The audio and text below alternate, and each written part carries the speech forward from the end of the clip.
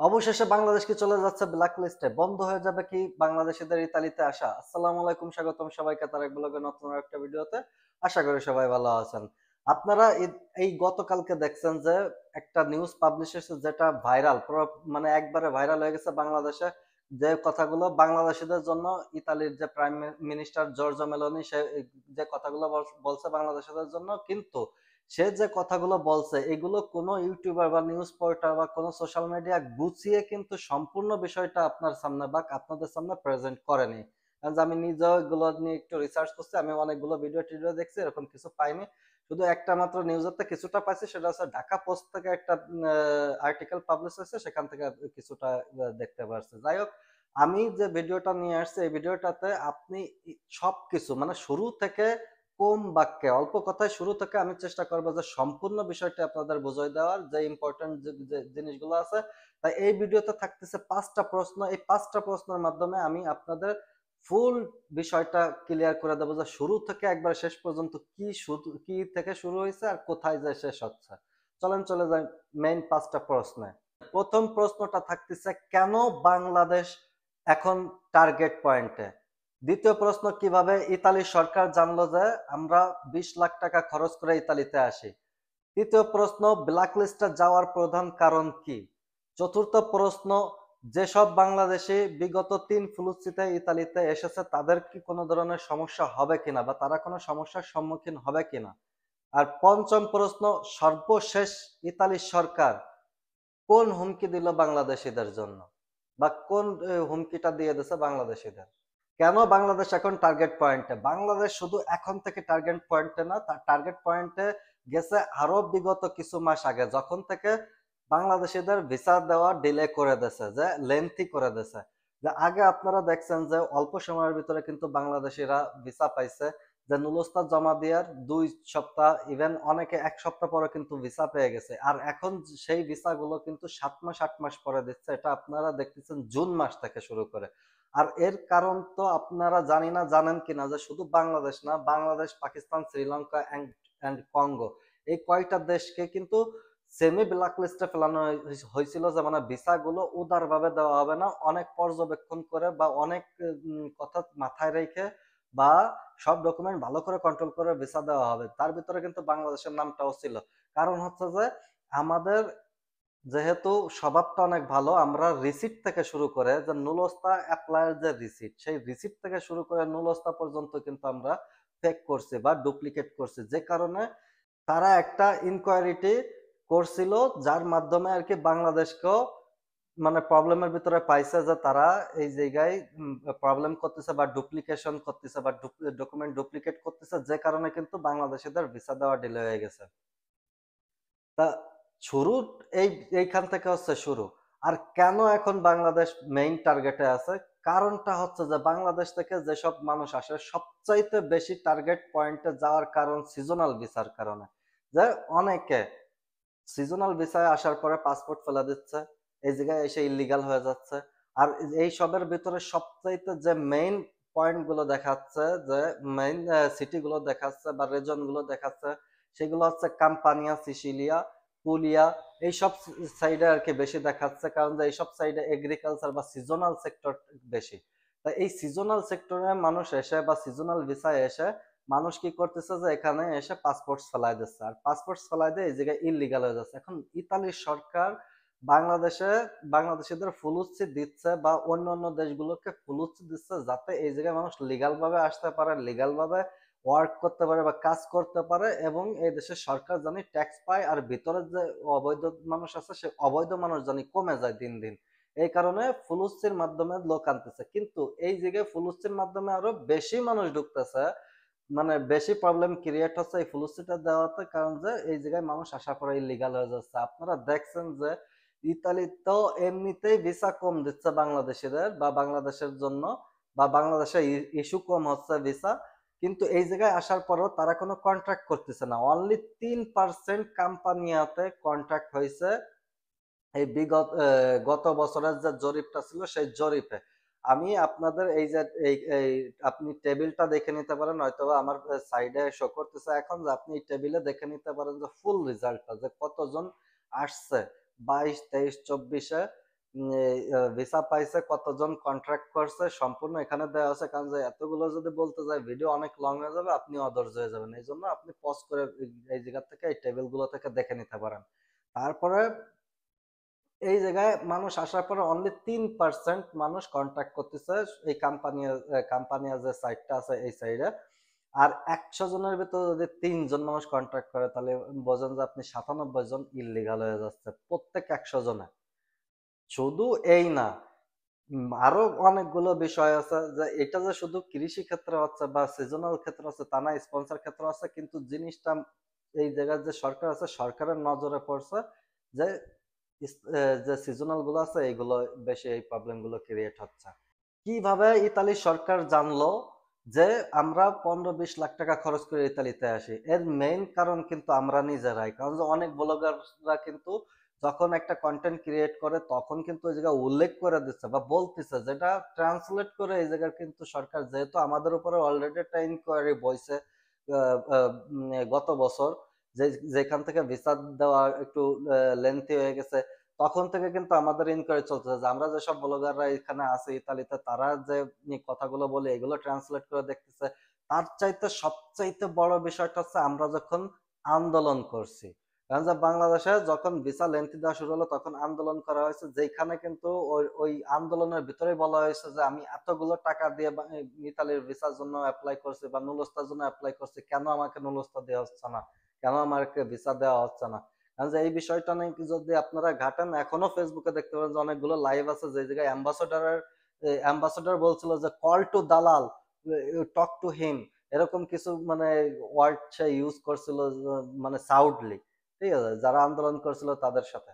তাই এই জায়গায় মেইন কারণ যে মানে কিভাবে তারা জানলো যে আমরা 15-20 লাখ টাকা খরচ করে আসি? কারণ যে এই জায়গায় সরকার কিন্তু আমাদের এত টাকা দিয়ে কিন্তু আসার করে না। এই জায়গায় অল্প কিছু টাকা লাগে এখানে আসার জন্য। কিন্তু তারপরেও যেহেতু এই জায়গায় অনেক প্রসেসিং আছে, অনেকে আসতে চায়, যে কারণে মধ্যস্থতাকারীর ভিতরে এই কথার মাধ্যমে নানান একটা প্যাঁচগোছ বাঁধায় এই জায়গায় অঙ্কটা বাইরে যায়। যাই হোক, এই মেইন কারণ হচ্ছে এই দুটো কারণ। এক হচ্ছে ব্লগিং, যে যারা এই জায়গায় ব্লগ করতেছে বা দেখা গেছে যে যারা আর্টিকেল পাবলিশ করতে ফেসবুকে পোস্ট করতেছে এইখান থেকে। আর দ্বিতীয়ত সবচাইতে বড় যে বিষয় সেটা হচ্ছে আন্দোলন যখন করছে তখন আর কি তারা জানতে পারছে এই জায়গায় 15-20 লাখ টাকা দিয়ে মানুষ ইতালিতে আসতেছে। মানে এই জায়গায় একটা দালাল চক্র, বড় ধরনের দালাল চক্র এই জায়গায় বিরাজ করতেছে। ব্ল্যাক লিস্টে যাওয়ার প্রধান কারণ হবে বা হতে যাচ্ছে সেটা হচ্ছে প্রথমত নকল। যে আমরা নকল করে চায়নাকেও হার মানায় দিছি। যে আমরা মনে করেন যে বার্থ সার্টিফিকেট থেকে শুরু করে নুলস্তার, তারপরে কি বলে এক্সপিরিয়েন্স সার্টিফিকেট, এমন কোনো ডকুমেন্টস নেই যে আমরা নকল করতেছি না। তা এই জায়গায় চায়নাকে হারাই দিছি, কারণ হচ্ছে যে চায়না তো দেখা গেছে যে নকল করে তার অর্থনীতি বাড়াচ্ছে, কিন্তু আমরা যে সিচুয়েশনে চলে আসছি যে নকল করতে করতে এখন বাংলাদেশে ব্ল্যাক লিস্টে চলে আসছে, যে ইতালিতে আসা। আগে যেমন 2012-13 দিকে যেমন ব্ল্যাক লিস্টে চলে গেছিল যে বাংলাদেশকে ফ্লুসির আওতায় নিচ্ছিল না, ওরকম একটা বিষয় হয়ে যাইতে পারে এই যে বর্তমানে যে সিচুয়েশনটা চলতেছে। কারণ যে মেলোনি কিন্তু ডিরেক্টলি বাংলাদেশকে টার্গেট করে বলছে, অন্য কোনো কান্ট্রিকে বলে নাই। কারণ যে যেহেতু ইতালির যে শ্রম বাজারটা, বাংলাদেশিরা প্রচুর আকারে এই জায়গায় কাজ করে, সিজনাল যে সেক্টরটা আছে এই সেক্টরে।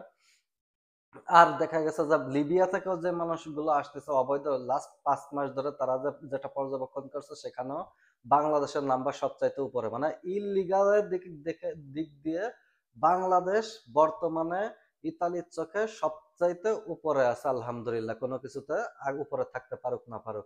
যে কারণে বাংলাদেশ এখন মেইন টার্গেটে। আর এই কারণে বাংলাদেশ চলে যাচ্ছে ব্ল্যাক লিস্টে। যেসব বাংলাদেশিরা বিগত 2-3 ডিক্লারের মাঝখানে আসছে, যে 2-3 যে ডিক্লারটা যে গেছে এই ডিক্লারের মাঝখানে আসছে, কারণ তারা যে পর্যবেক্ষণটা করছে যে মানুষ এই জায়গায় আসার পরে ইলিগাল হয়ে যাচ্ছে, পাসপোর্ট ছিঁড়ে ফেলে দিচ্ছে, বা মালিকের সাথে দেখা করতেছে না বা কন্ট্যাক্ট করতেছে না, বা সিজনাল ভিসায় আইসা মানে সিজনাল সিজনাল বিষয় যে মধ্যস্থতাকারীর মাধ্যমে আসতেছে, বা যে আনতেছে বা যে নুলস্থতা উঠাচ্ছে তার সাথে কন্ট্যাক্ট হচ্ছে এরকম যে আমি তোমাকে শর্ট অ্যামাউন্ট বললাম না, কারণ যে এগুলো যেহেতু আমি মানে এগুলো বলা আমাদের জন্য যেহেতু ঠিক না, তাহলে আমি অ্যামাউন্ট বললাম না যে আমি এই অ্যামাউন্ট দেবো, তুমি আমাকে বা আপনি আমাকে শুধু নুলস্তাটা দেবেন, বাদ বাকি আপনার কোনো টেনশন নেই, শুধু নুলস্তার জন্য যে টাকাটা নিচ্ছে। এরকম কন্ট্যাক্ট করে যারা আসতেছে ইতালিতে এসে ইলিগাল হয়ে যাচ্ছে, তারা তারা এই সমস্যার সম্মুখীন হইতে পারে, কারণ যে এই জিনিসগুলো কিন্তু তারা বিগত 2-3 বছরের যে একটা অ্যানালাইজ, সেই অ্যানালাইসের মাধ্যমে কিন্তু তারা বুঝতে পারছে যে বাংলাদেশিরা এসে এখানে কন্ট্রাক্ট করতেছে না। সেহেতু এই জায়গায় মেলনের যে বক্তব্যটা ছিল, বক্তব্য লাস্টের দিকে এসে কিন্তু দেখবেন যে তারা সে বলে দিয়েছে যে যে ইতালির যে জি সেভেন আছে, সেই জি7 এর কাছে কিন্তু এই 2-3 বছরের যে একটা ডাটা, সেই ডাটাটা ট্রান্সফার করছে এই জিনিসগুলো মানে খতিয়ে দেখার জন্য। তা যখন এটা খতিয়ে দেখতে যাবে, যে যে বাঙালিরা অলরেডি ইলিগাল হয়ে গেছে ইতালিতে আসার পরে, তারা যদি কোনো ধরনের কেস নেয় বা কোনো ধরনের সরকারি ভাবে বা কোনো উকিলের মাধ্যমে যদি এখানকার ডকুমেন্টস এর জন্য প্রসেসিং করে, তখন তাদের জন্য একটা বড় ধরনের প্রবলেম ক্রিয়েট হইতে পারে। কারণ যে এই জায়গায় অলরেডি মানে তারা জেনে যাবে যে আপনি এখানে কেন ইলিগাল হয়েছেন, যেহেতু আপনি লিবিয়া দিয়ে আসেন না। কারণ যে লিবিয়া দিয়ে আসলে আপনি ক্যাম্পে থাকতেন, যেহেতু আপনি বাইরে দিয়ে ঘোরাফেরা করতেছেন বা আপনি আজিলো পলিটিকো বাইরের থেকে আপনি এন্টার করতেছেন, আজিলো পলিটিকোর জন্য অ্যাপ্লাই করতেছেন, সেহেতু আপনি এই জায়গায় সরকারের নজরে পড়ে যাবেন বা আইনের নজরে পড়ে যাবেন যে আপনি এখানে আসার পরে ইলিগাল হয়ে গেছেন।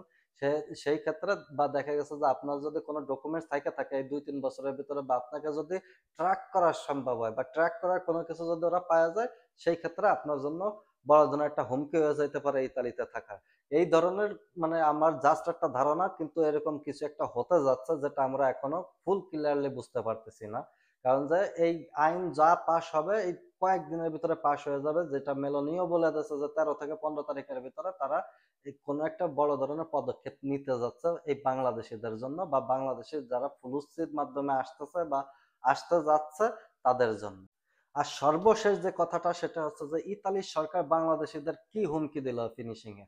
এখন যেহেতু বাংলাদেশ ইলিগালিটিতে ভরে গেছে বা দেখা গেছে নকলে ভরে গেছে, কারণ যে প্রত্যেকটা জিনিস আমরা নকল ছাড়া কোনো কিছু পারতেছি না, যে এমন একটা মুহূর্তে যেহেতু আমাদের ইতালিতে আসতে হবে, তারা অলরেডি ডিক্লার দিয়ে ফেলছে এই জায়গায় সরকার বা মেলোনি কিন্তু এই জায়গায় বলছে যে এইটা করবে ওইটা করবে, এইটা হচ্ছে ওইটা হচ্ছে, কিন্তু এগুলো কিন্তু এখনো পাস হয়নি। ঠিক আছে, কিন্তু তার যে হুমকি দেওয়ার সেটা কিন্তু সে দিয়ে দিছে, এই জায়গায় পাস করবে গভর্নরে, যে গভর্নর এই জিনিসটা যখন পাস করবে তখন থেকেই কিন্তু এই সবকিছু কার্যকারিতা হবে।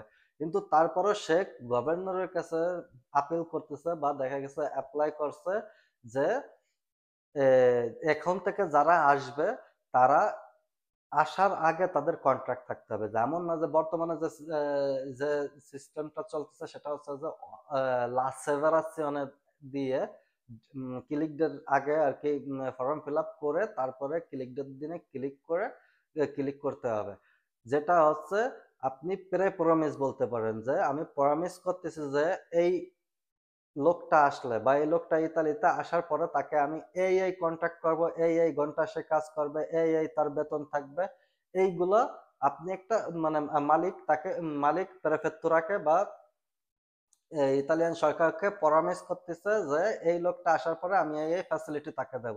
কিন্তু এই লা সেভারাসিওনের কোনো দাম থাকবে না, এখন ডিরেক্ট কন্ট্রাক্ট নিয়ে হাতে নিয়ে আসতে হবে ইতালিতে।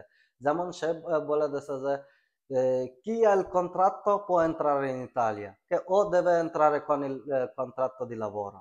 এখন বিষয়টা হচ্ছে যে যদি আপনার মালিক সঠিক হয়, যদি আপনার কন্ট্রাক্ট থাকে, যদি মালিকের অরিজিনালই প্রয়োজন হয় লোকটার, বা আপনার যদি অরিজিনালই আপনাকে প্রয়োজন হয়, তাহলে মালিকের কন্ট্রাক্ট করতে কোনো দ্বিধাবোধ হবে না, আর ইনশাল্লাহ আপনার ইতালিতে আসতেও কোনো সমস্যা হবে না। কিন্তু আপনি যদি ওরকম লোক হন বা আপনি যদি ওইভাবে আসতে চান যে আপনি সিজনাল ভিসায় আসতে চাচ্ছেন, এসে ইললিগাল হয়ে যাবেন, তারপর অন্য একটা কান্ট্রিতে শিফট করবেন, বা ইললিগাল অবস্থায় এখানে থাইকে পরে যে সানাতরিয়া ধরবেন, বা দেখা গেছে আজিলো পলিটিকো মারবেন, বা অন্য অন্য যে এগুলো আছে, সুবিধাগুলো আছে সেইগুলো ভোগ করবেন, বা সেইগুলোর মাধ্যমে আপনি ডকুমেন্টস বানানোর চেষ্টা করবেন, সেটা আর হতে যাচ্ছে না।